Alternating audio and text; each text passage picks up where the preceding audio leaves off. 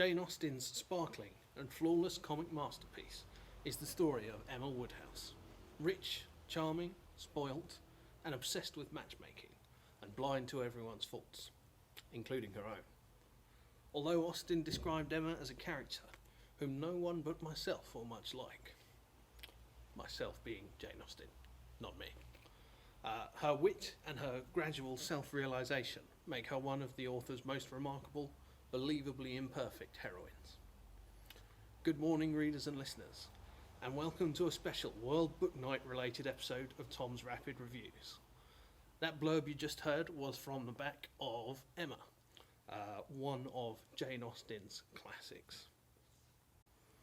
Emma was published all the way back in 1815 and has been adapted on stage, screen, and in other manners innumerable times.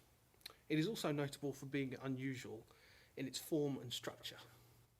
While the plot fits well into Austen's self-described tongue-in-cheek model of 3 or 4 families in a country village, the world, characters and events are described from Emma's point of view.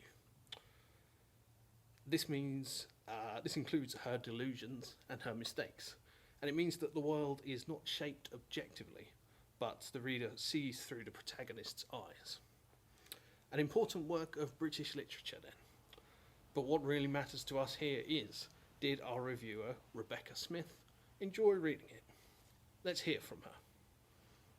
So Rebecca says, "To be honest, a lot of classics I've read just haven't been my type of book. However, Emma by Jane Austen hit the right spot.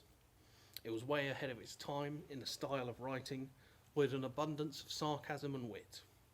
Emma as a main character was quite grating and annoying, but actually this made you want to read on more, to see what happened with her and her love interest, Mr. Knightley. If you like a book with good characters, this is the one for you." So then, Rebecca found that she enjoyed Emma a lot. As we know, Jane Austen said of the protagonist Emma that she was probably the only person who would like her, and it's this adoption of a central character somewhere between endearing and irritating that gives Emma its particular flavour.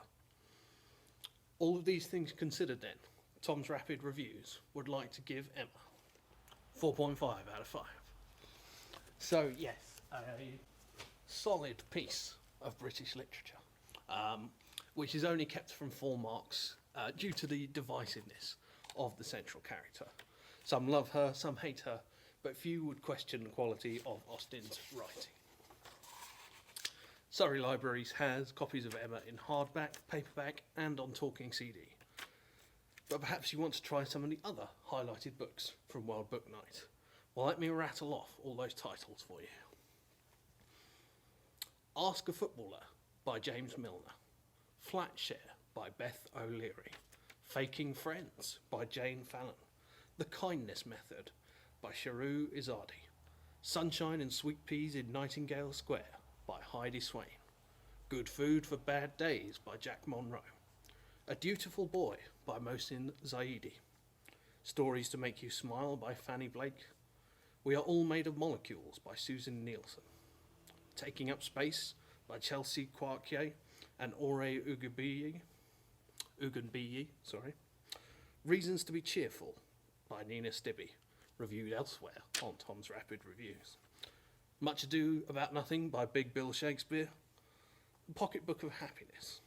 Where Are We Now by Glenn Patterson. Common People, an anthology of working class writers. Elevation by Stephen King. Emma by Jane Austen, of course. Simon versus the Homo Sapiens Agenda by Becky Albertalli. I Will Not Be Erased by the online magazine known as Galdem, GAL/DEM. Up in the Attic by Pam Ayres. To Sir with Love by E.R. Braithwaite. And finally, The Anxiety Survival Guide by Bridie Gallagher, Sue Knowles and Phoebe McEwen.